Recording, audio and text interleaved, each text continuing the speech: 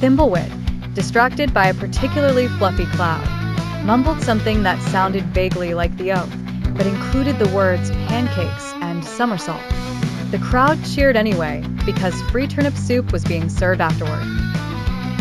Bumble raised the Cursed Crown, its emeralds flashing like a thunderstorm trapped in a bottle, and placed it on Thimbleweed's head. For a moment, nothing happened. The crowd held its breath. Then, with a sound like 1,000 tea kettles screaming in unison, the crown pulsed with green light, and Thimbleweed's eyes widened to the size of saucers.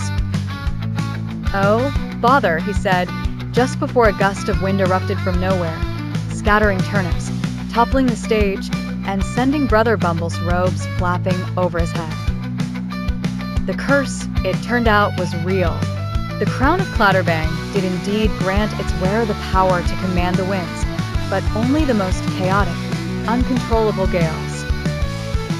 For the next 3 days, Puddlefirth was battered by whirlwinds that rearranged rooftops, sent cows spinning into trees, and turned the royal laundry into a flock of airborne bloomers. Thimbleweed, meanwhile, discovered that the crown's wisdom manifested as an incessant voice in his head that offered terrible advice, such as try juggling flaming torches to impress the peasants, or declare war on the squirrels. By the 3rd day, the kingdom was in chaos. The turnip fields were flattened, the royal geese had defected to a neighboring duchy, and the citizens were beginning to mutter about replacing Thimbleweed with a particularly charismatic goat named Reginald.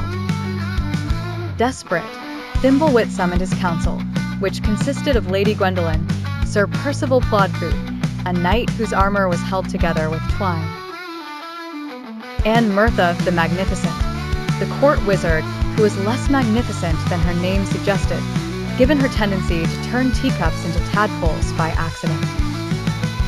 "We must remove the crown," Gwendolen declared, dodging a flying turnip that had somehow found its way into the throne room. "It's clearly cursed."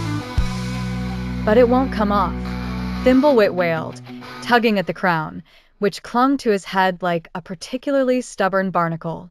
"I've tried butter, soap, and even singing it a lullaby."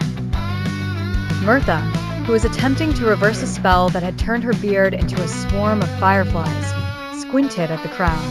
The runes suggest it can only be removed by fulfilling its original purpose. The Crown of Clatterbang was forged by the sorcerer Clatterbang the Cantankerous, who was, well, a bit of a prankster. Legend says the crown's curse will lift if the wearer